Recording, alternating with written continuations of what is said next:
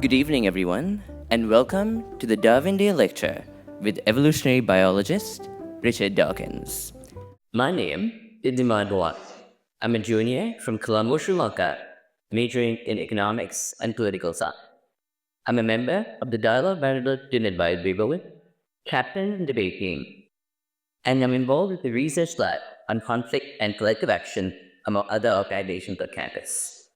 Like all of you, I'm excited to hear from our speakers tonight and what will set the degree of fascinating session. Education, much like evolution, is a process of constant growth and discovery. And leading the process at our university is Chancellor Daniel Diermeier, an internationally renowned political scientist, management scholar, and visionary leader. Diermeier is Vanderbilt's ninth chancellor. Chancellor Diermeier has led a number of ambitious initiatives to increase Vanderbilt's impact and reach, expanding its global presence and reputation. The Chancellor is a nationally recognized leader in free expression and civil discourse and has made a compelling case for the social value of universities and their unique role as engines of innovation, exemplars of civil discourse, and educators of tomorrow's leaders. Before arriving at Vanderbilt, Chancellor Diermeier served in faculty and leadership roles at Stanford, Northwestern University, and the University of Chicago, where he served as Dean of the Harris School of Public Policy and later as Provost. He's also a Fellow of the American Academy of Arts and Sciences and the Guggenheim Foundation. Please welcome Chancellor Diermeier.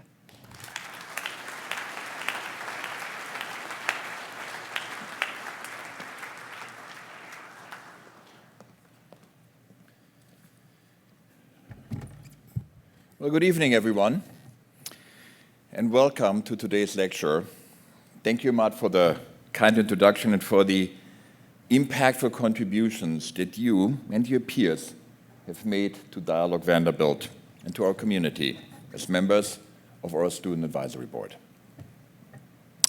Our Darwin Day lecture is hosted annually by the Vanderbilt Evolutionary Studies Initiative. This year, it holds additional significance as the inaugural event in Dialogue Vanderbilt's Scopes Centennial Series, commemorating the 100th anniversary of the landmark trial in which Tennessee science teacher John T. Scopes was convicted for teaching human evolution in a public high school.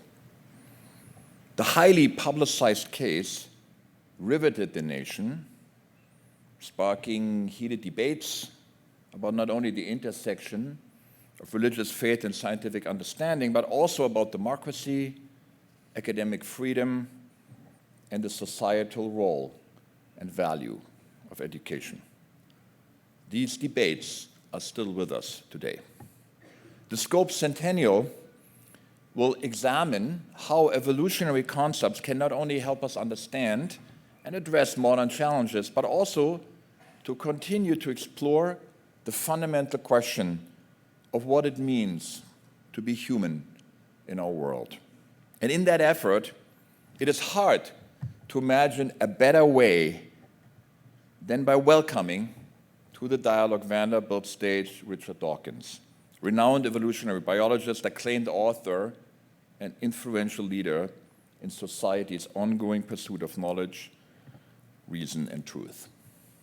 For universities like ours, these values undergird our core purpose, the education, discovery, and service we were created to provide. Essential to that purpose is free expression, which rests at Vanderbilt on three pillars: institutional neutrality, civil discourse, and open forums like this one.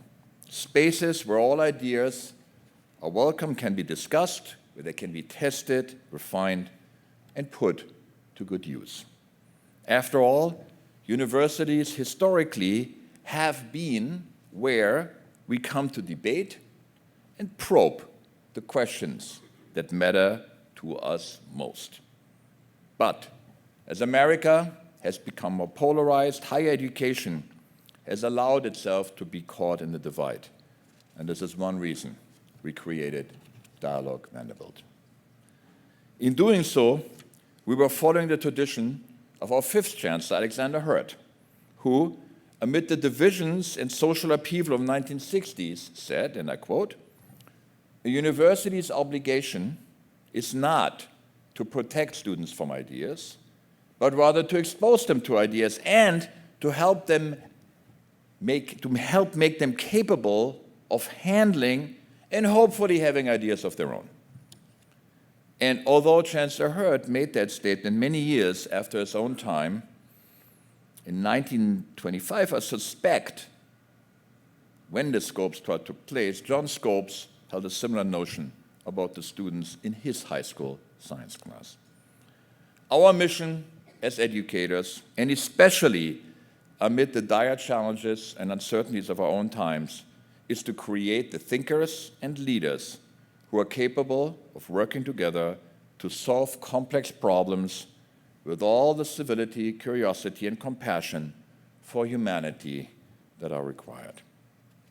We are proud to welcome you all to tonight's discussion and grateful to you for joining us in keeping the conversation going in this series and beyond.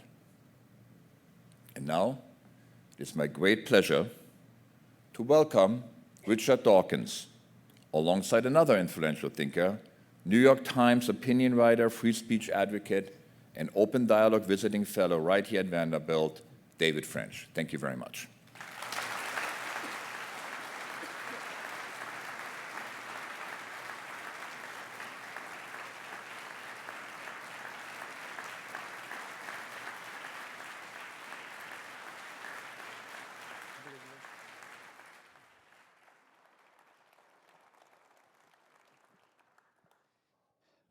Welcome, Professor. Thank you, and thank you for laying on weather to make me feel at home as well. Well, as the Chancellor said, my name is David French. I'm an opinion columnist for the New York Times. And to put that into plain English, that means I'm not going to be debating the theory of evolution with one of the world's premier evolutionary biologists, because I'm not an idiot. But what we are going to do tonight is we're going to talk about the legacy of the Scopes monkey trial. Tomorrow is Charles Darwin's birthday. July 10th of this year will be the 100th anniversary of the Scopes monkey trial, which is the popular name given for what was in actuality a kind of a sham trial that was set up about 100 years ago as a publicity ploy for the town, but also as an opportunity to create a public debate. And it was a public debate that I think turned out to be larger and more significant than the creators of the case ever imagined that it would be. So I am extremely privileged and extremely honored to talk to Professor Dawkins tonight about that legacy.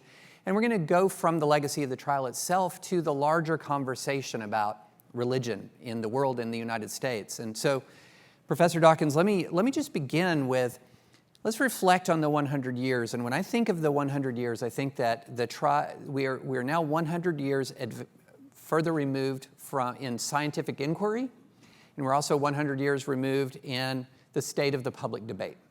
Let's start with the state of the science first. How would you describe our understanding of the theory of evolution now versus then? How would you describe the state of, for lack of a better word, scientific certainty, which was certainly part of the debate 100 years ago? I think it's revealing that it's still referred to as the monkey trial, and that's the way it was perceived in Britain in Darwin's time as well, that it was all about humanity, all about the notion of humans being descended from apes or monkeys. It's much more than that, of course. I mean, humans are just one species in about 10 million. And to call it the monkey trial is to elevate humanity above all those other species, all of whom evolved by the same means. Now, the state of the debate, the debate is non-existent in scientific circles. It's finished, it's concluded. It is a it is true, it is a fact. It's one of the unfortunate things is it's still often referred to as the theory of Darwin's theory.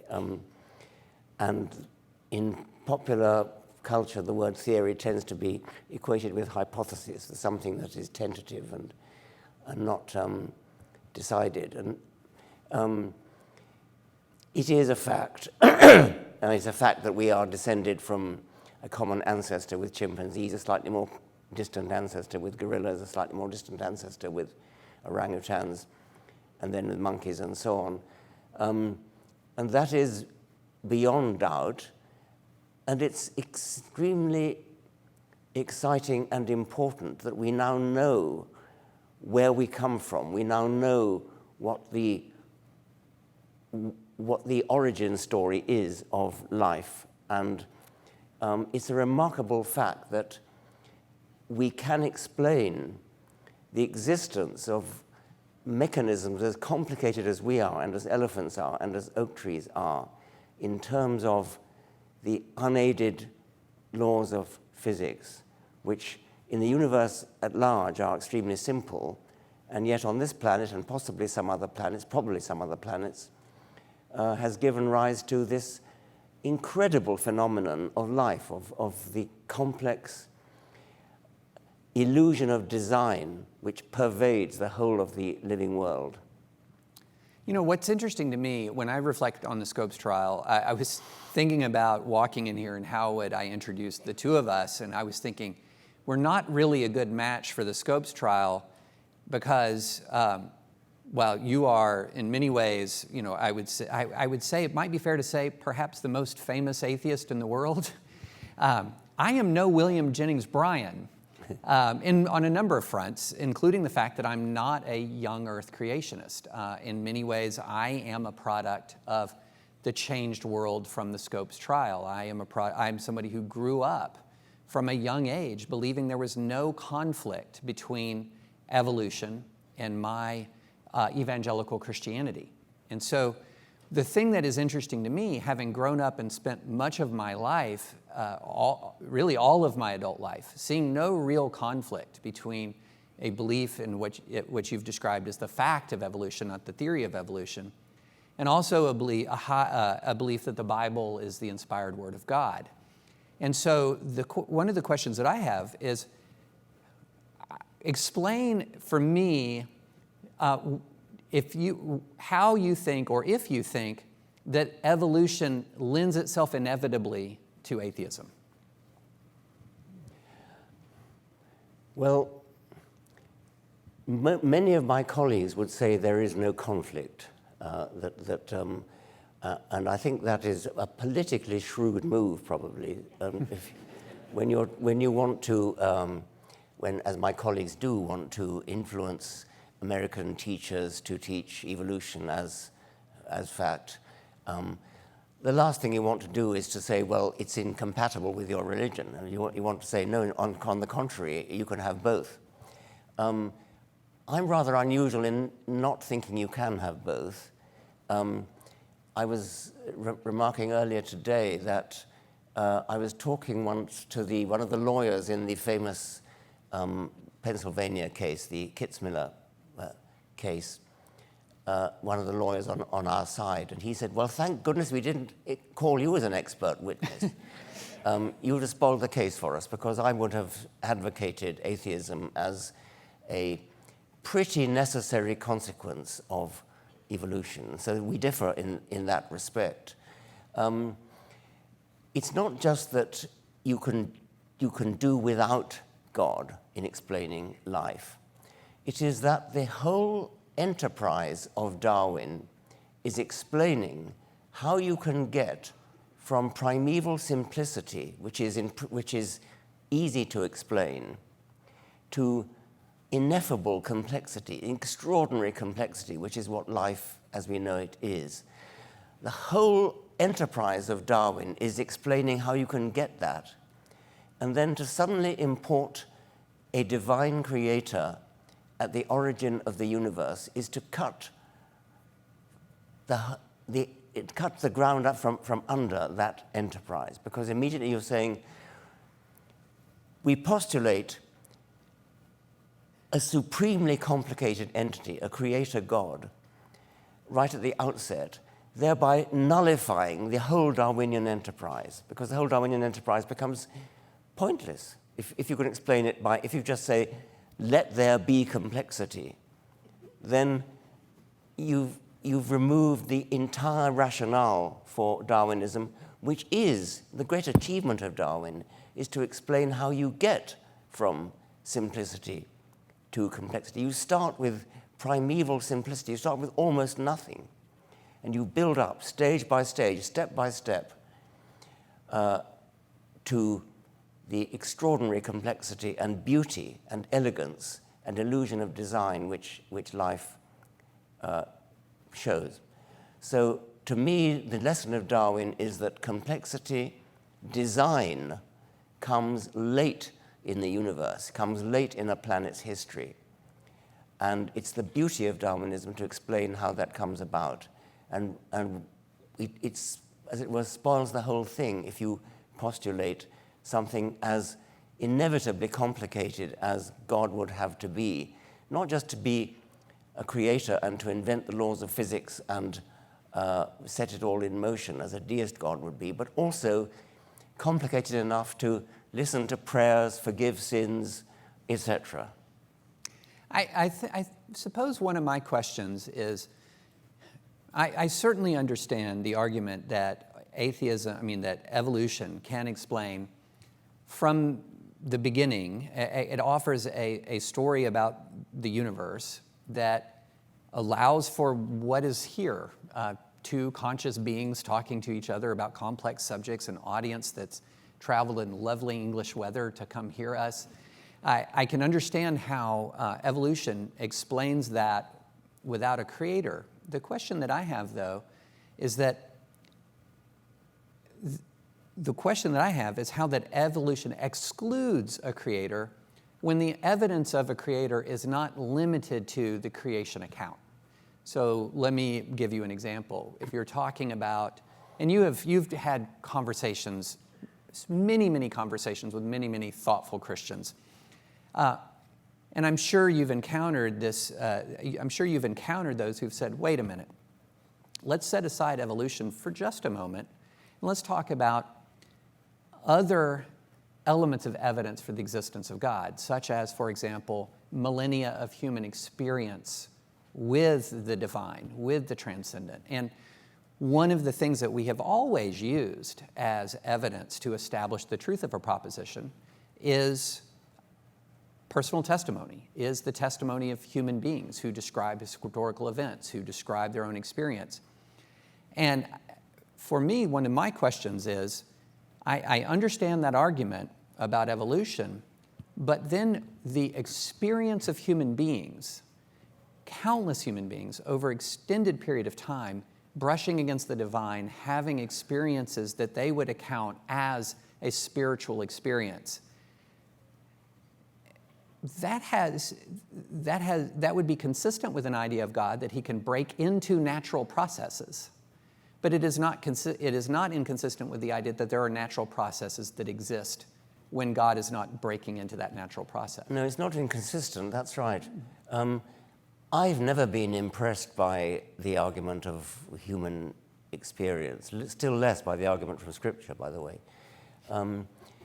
I think that the human brain is so capable of inventing, of hallucinating, every night we dream, we become effectively lunatics, dreaming of crazy things. And so I think that I would not be in the least impressed by somebody saying, I have a personal experience of God, because I have a personal experience with all sorts of weird things when I sleep. And I know that, well, plenty of people think they're Napoleon, and you know, I'm just not impressed. So, for example, if you're talking about, if you're looking at Scripture, in Scripture, I understand that we have differing views on Scripture. But if you're looking at a document that was created very close in time to the time when Jesus lived, Not very close, actually. I mean, several decades after. But much closer than many other historical accounts that we derive from the ancient world. But so you have, these are relaying eyewitness accounts, for example, of seeing Jesus after the crucifixion. Many examples of conversations and encounters with Jesus after the crucifixion. That would be a form of historical evidence that we, in almost any other context, would take as meaningful. there are accounts of Elvis being seen. I mean, Marilyn Monroe. It's Well, wait. Are you saying Elvis is not alive? Because that would be upsetting to me. That would be upsetting. And the time interval is much less. No, I mean, we're going to have to agree to differ about that, I think. I mean, I just don't think that's impressive. The accounts, the written Gospels, were written decades after the time that Jesus was supposed to have lived. That's far less impressive than the sightings of Elvis or Hitler or numerous people who've died and then appear to have appeared to people.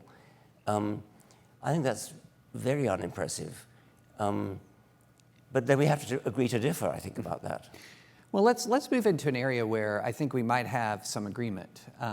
Because one of the things that, in addition to being an articulate defender of evolution, in addition to being one of I believe the phrase is the four horsemen of new atheism, going back to several years ago when the new atheist movement was dominant in many ways in the public square. You also, as almost a necessary precondition of the positions that you've taken, which can be unpopular, have also become a champion of free inquiry, of open debate. And arguably, the Scopes Monkey trial and the power of the Scopes Monkey trial illustrates, and we'll just call it the Scopes trial. How about that? The Scopes trial. The power of the Scopes trial illustrates the power of debate. It's had a 100-year consequence because of the debate, not because of the outcome. And you have been debating continually, and maybe debate's the wrong word, in dialogue, in conversation continually for a substantial period of time. Where do you put the state of dialogue about religion in the United States? I believe you had a tour through the United States last year. What's your experience of the state of dialogue about religion in the United States? I'm not sure about religion. I mean, I think, I believe that Vanderbilt is celebrated for its open discussion, and we need a lot more of that in both our countries. And I think there is a tendency for, in universities, which is sad and tragic, for dialogue to be suppressed in favor of actually running scared of expressing opinions which are unpopular. And so I salute this university for its reputation in that field. You asked me about the state of dialogue about religion. I'm not sure that that's something I'm qualified to talk about in this country. I think that the state of polarization in this country is rather sad at the moment. I think there's a tendency for extremism and for people to adopt a position which is tribal almost, rather than rational, rather than based upon evidence and rational discussion of evidence. And I guess that might apply to debate about religion as well. There's a tribal feeling that our people believe this, your people believe that. And we see in places like Northern Ireland what happens when that runs rampant. It's fascinating when you look at the state of religion in the United States, which I believe is the most religious developed country in the world. Yes. Only South Korea maybe could come close. So the United States is one of the most religious of the developed countries in the world, but it is changing and evolving in some interesting ways. So atheism is kind of stuck at around 4% of the population. But we have a large increase in what are called the nones. Now, the nones are not atheists. They just don't belong to any particular religion. At the same time, we've seen a decline in organized traditional religious attendance. And so we're beginning to reach a point in which the two factions that fought it out so much about, 20 years ago in the fights between new atheism and many of the debates that were around the country were often between atheists and, if not fundamentalist Christians, quite conservative Christians. And it seems as if both of those factions have not accomplished what they were hoping to accomplish, and that something else entirely is happening, which is the growth of a more bespoke or individualized conception of religion. Spirituality. Spirituality Yeah. without religion. Yes. Again, I'm not impressed with that. I suspected you might yeah. not be. The nuns, you're saying that the nuns tend to be not atheist, but tend to believe in any old rubbish, which, yeah. It's fascinating, Professor. Even people who would describe themselves as evangelical, they give the title evangelical. They would tell an exit pollster when they come out of the voting booth, for example, that they are an evangelical. A shocking number of evangelicals don't see Jesus as the Son of God, part of the triune. Well, then why are they evangelical? It's a self-description. That's how they've identified themselves. So one of my questions is,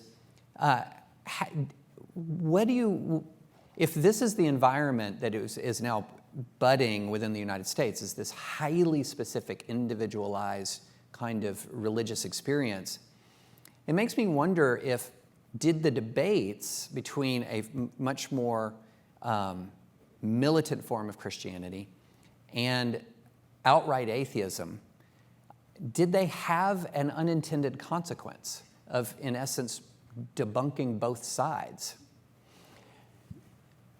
There's a saying attributed wrongly to G.K. Chesterton, which is when people stop believing in God, they believe in anything. I guess that's what you're saying. By the way, I had a friend who was in hospital, and when you go into hospital, sometimes they ask you what your religion is, I suppose, and she said none. And afterwards, she overheard a couple of nurses gossiping about her, and they said, she doesn't look like a nun.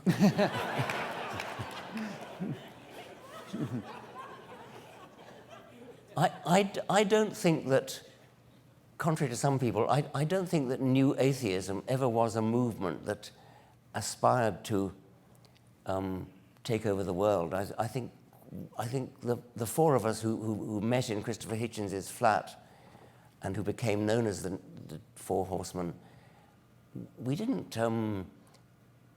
conspire. We didn't think together we're going to write 4 books. We just happened to write 4 books at the same time.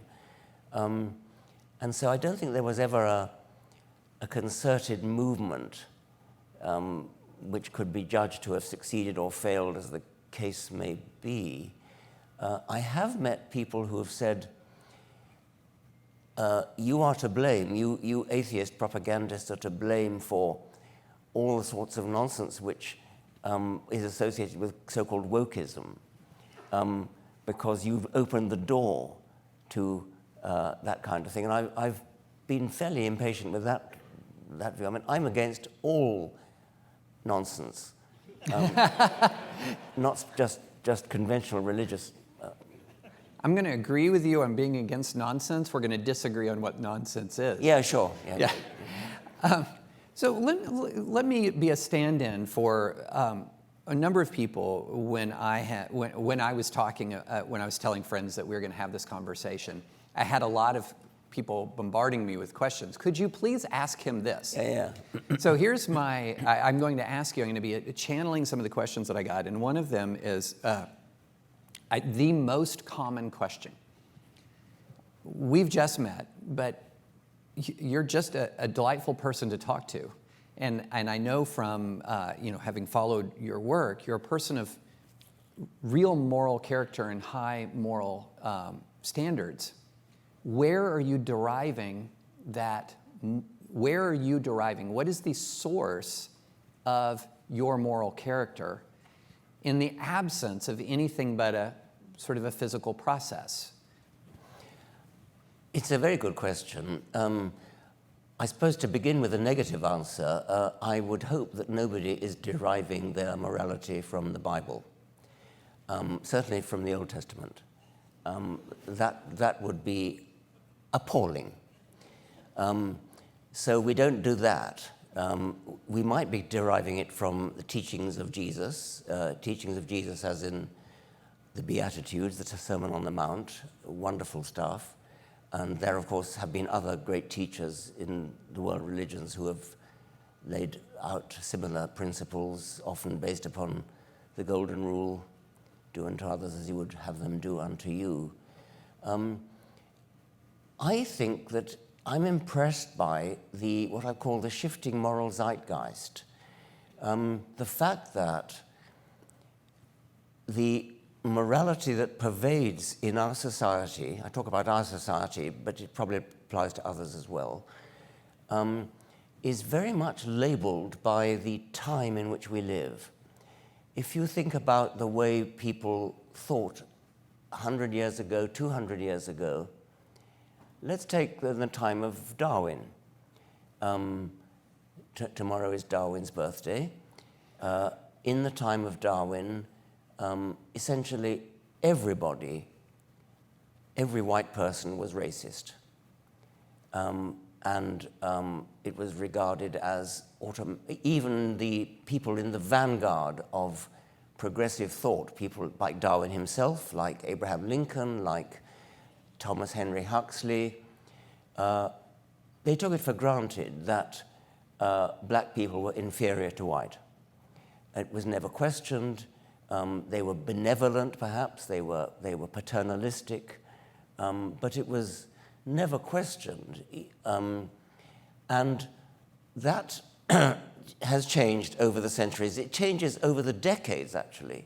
If you read just fiction from 100 years ago, fiction from the 1920s, people like Agatha Christie, people like Sapper, racism, sexism, it's just changed. You can tell what decade a novel is written in by the moral conventions that the author and his characters assume.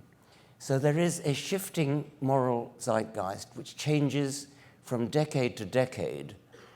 And in seeking the answer to your question, where do we get our morality from? One way we might look at it is, where does each decade get it from? We are, whether we're religious or not, we are children of the 21st century. We're children of the 2020s. And we differ somewhat. There will be people who are on one wing and people on the other wing. But both wings today, in the 2020s, are recognizably different from people in the 1920s and again from the 1820s. So there's something that's changing, and it's sometimes expressed as something in the air. Well, that doesn't help very much. So you have to dissect it down and say, what does it mean to say it's in the air? And it's something like journalism, court cases, dinner party conversations, just everything that goes on in the public discourse adds up to a recognizable by the decade moral outlook. And so that, I think, is where we get it from, whether we're atheist or religious. There'll be a little bit of difference between them, but I think it's swamped by the difference between centuries.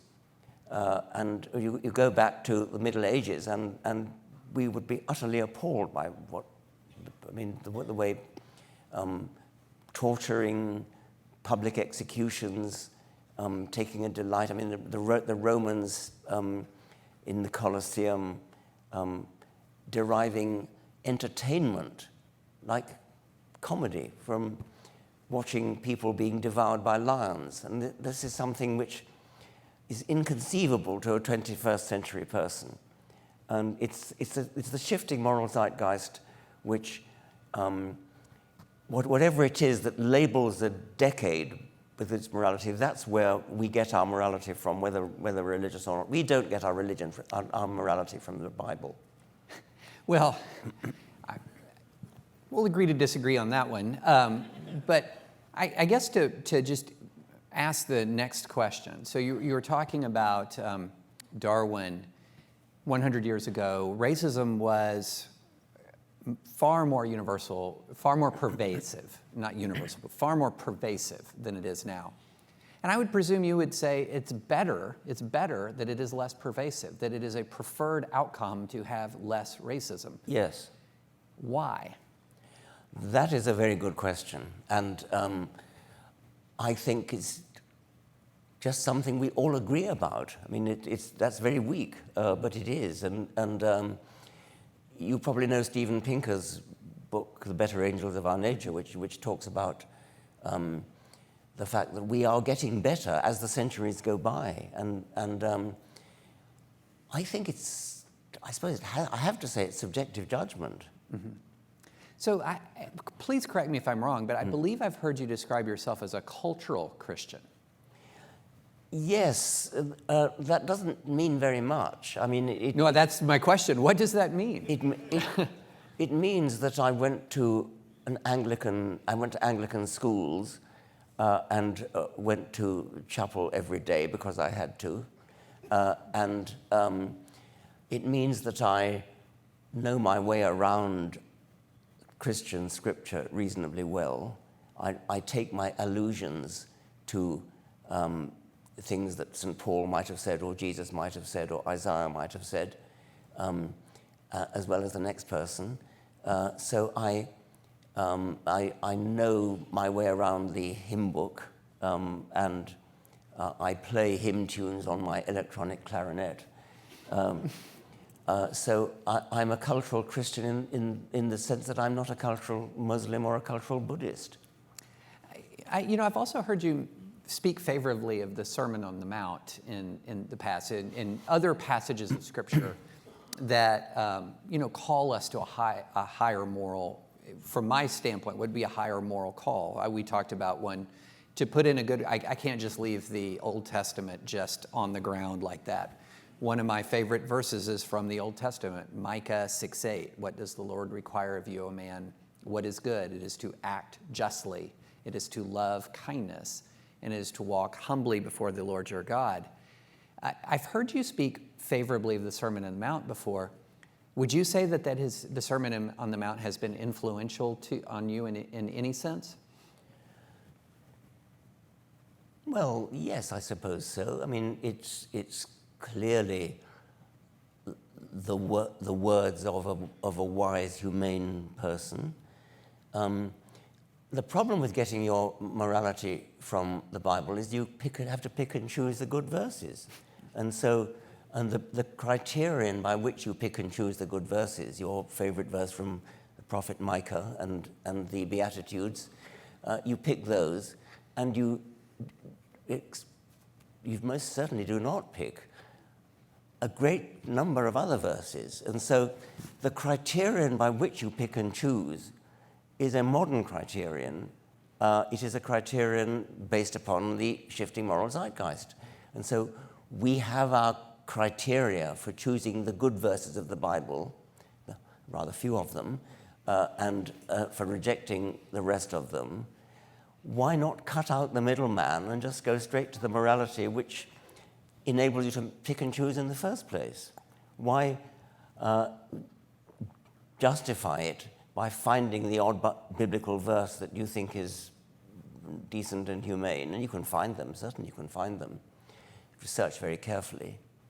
So our time is running out. I feel like we could pull the string of any of these things and go for a very long time. But I want to circle back because, I feel like if we were leaning in almost entirely into the conversation about atheism, we're going to leave behind some of the conversation about evolution that is a central aspect of this conversation. So you talk about evolution as a fact. What are there any, what are the remaining mysteries that intrigue you? Are there remaining mysteries? Oh, yes, there are. I mean, the origin of life, for example, we know that once life got started, once you had genetics is really the key point. Once you had, it might not have been DNA, but something equivalent to DNA, something self-replicating, which then gives rise to non-random survival of self-replicating information, and that started the whole Darwinian process off. But Darwinism has nothing to say about what that start was, and that is a mystery. We do not know. Nobody knows how the first self-replicating, the first genetic molecule came into being. It probably has to be regarded as an extremely lucky accident. It may be such a lucky accident that it only happened once in the universe.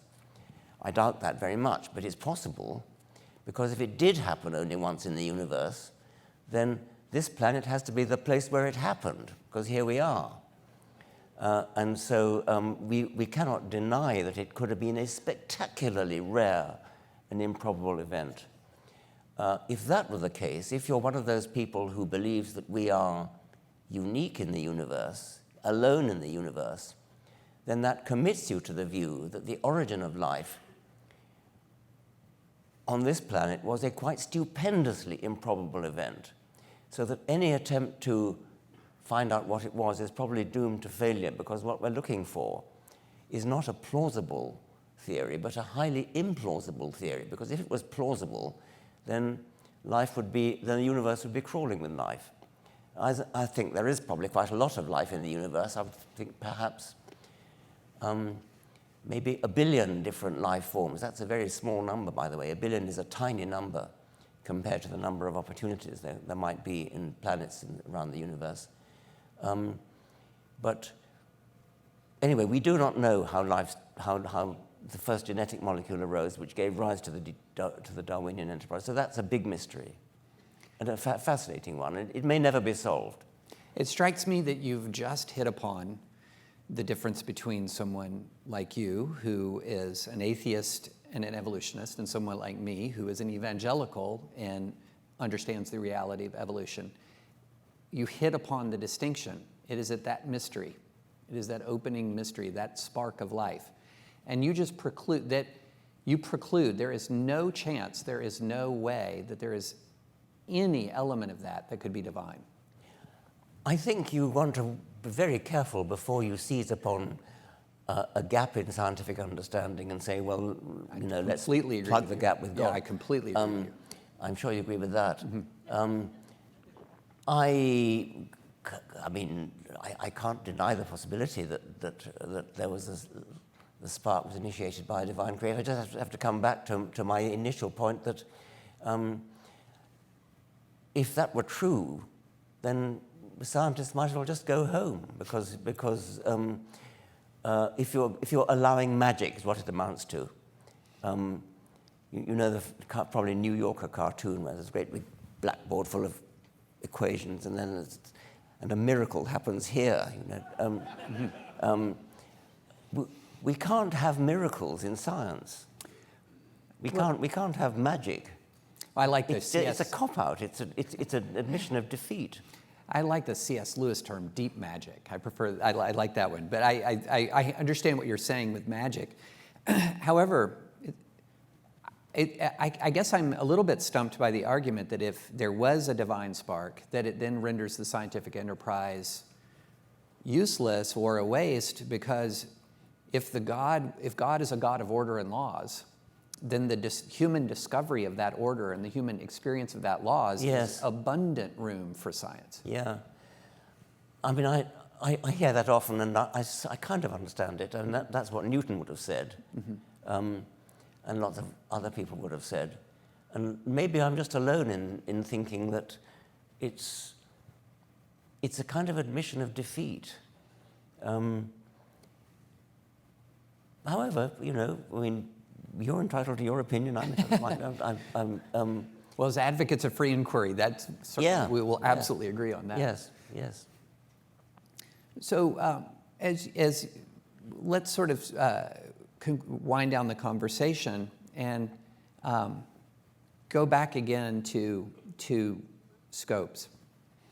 And in thinking through the Scopes trial and thinking through that moment in history and thinking and the impact and the import of it, would you say that might have been the single most important cultural moment in the debate or popular understanding of what evolution was or introduction of evolution to? I'm not sure I would say that. I mean, it was a very American moment. Well, we'd like to think of this as, are we not at the center here? Yeah, almost a very Tennessee moment, I suppose. You are. I did make the case in the green room, and did I convince you you are actually in the real buckle of the Bible Belt? Yes. I mean, it was sort of staged. I think that Scopes himself, John Scopes himself, he didn't have very much skin in the game. I mean, he was put up to this as a kind of staged show trial in a way, and then the big guns of American advocacy, Clarence Darrow and William Jennings Bryan, descended upon this little town of Dayton, and so it became a huge event. But if you actually read the arguments that were put forward, and I have read the transcript of the trial, it was mostly about the legal obligation to teach creationism. And so there was very little science discussed. In fact, I think the judge even ruled that professors of zoology were not admitted as expert witnesses. So there wasn't really much scientific argument going on at that thing. No more what was there in the so-called debate between T.H. Huxley and the Bishop of Oxford, in Oxford, which again is a celebrated cultural moment whose significance, I think, has been exaggerated. By the way, I think it would be an absolute delight if you could have an event like this at Bryan College one day, right outside of Dayton. Yes.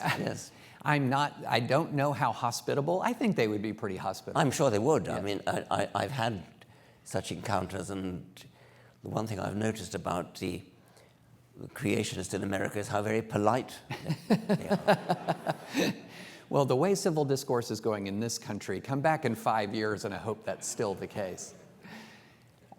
Well, Professor, this has just been a real treat to chat with you and really appreciate you coming. Let me give the last word to you. What would you like to leave our Tennessee audience with here? Oh, goodness. Well, I think that although we've talked about religion a lot, which is not normally what I like to talk about, but I do think that the God hypothesis is an immensely exciting, important idea, which is false, but it's very important because precisely as I was saying, if it were true that there exists a divine creative intelligence at the root of the universe, then the whole of science changes. It's not trivial. It's not something you can set on one side. And some of my colleagues, Stephen Jay Gould, for example, have said, well, it's just an entirely separate matter, separate magisteria. Science is one thing, religion is another. They just don't meet. That's wrong. I mean, they do meet, because if there were a divine intelligence at the root of the universe, at the base of the universe, then the whole scientific enterprise becomes different. It becomes an entirely different universe that we live in. A universe with a creator there is an utterly, utterly different kind of universe. So it's a very important hypothesis. It's a very profoundly important hypothesis, and which makes the fact that it's false all the more important. Well, we'll end on that point of disagreement. And Professor, thank you very much for coming to Tennessee. I think this is your second trip to Nashville? It is, yes. A second trip? Well, hopefully it's the best trip to Nashville. Yeah. And thank you very much for joining us, and thank you for coming in this miserable weather. Thank you very much. And I